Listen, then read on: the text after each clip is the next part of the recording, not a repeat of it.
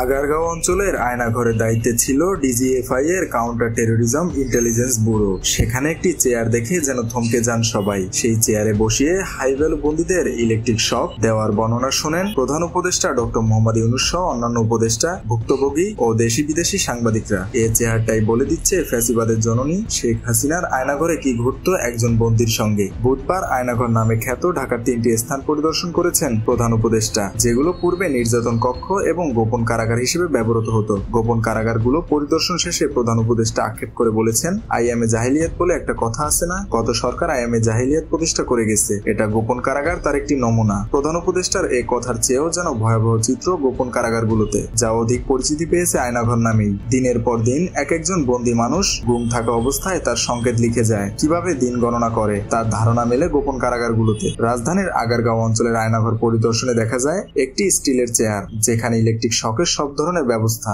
ভুক্তভোগীদের বর্ণনা মতে নির্যাতনের জন্য এই চেয়ার ব্যবহার করা হতো। বেশিরভাগ সময়ে হাই ভ্যালু বন্দীদের ইলেকট্রিক শক দিতে ব্যবহার হতো এই চেয়ার। ডিজিএফআই এর কাউন্টার টেরোরিজম ইন্টেলিজেন্স ব্যুরো ছিল এই আয়নাঘরের দায়িত্বে। তথ্য মতে গোপন বন্দিশালাগুলো দেখতে খুবই ছোট, অধিকাংশই 3 ফুট বাই 4 ফুটের মধ্যে, যেখানে একজন বন্দীর নিজের মতো করে করার কিছু নেই। ওপরে একজস্ট ফ্যান বা ভেন্টিলেটর জাতীয় ফ্যান লাগানো, কোনো কোনো কক্ষে 2টি, যেখান থেকে শ্বাস নেওয়ার মতো বাতাস, কিছুটা আলো আসতো। কিন্তু এমন কক্ষের মধ্যেই বন্দির প্রস্রাব পায়খানার জায়গা, এর মধ্যেই দিনের পর দিন আটক রাখা হতো। কোনো কোনো কক্ষে শুধু ছোট একটা ছিদ্র মতো, যেটা আবার বেশিরভাগ সময় লাগিয়ে রাখা হয়। দেখা গেছে ড্রেনেজ সিস্টেমও। বন্দি ভুক্তভোগীদের বক্তব্য অনুযায়ী ওখানেই বন্দিকে প্রস্রাব পায়খানা গোসল করতে হতো। জায়গাটা সর্বোচ্চ 3.5 ফুট বাই 4 ফুট। বছরের পর বছর, মাসের পর মাস এভাবে রাখা হতো তাদের। সারাক্ষণ একজস্ট ফ্যান চলতো খুপড়ি ঘরগুলোতে। ফ্যান বন্ধ হলেই কান্না আর গোঙানির শব্দ শুনতে পাওয়া যেত।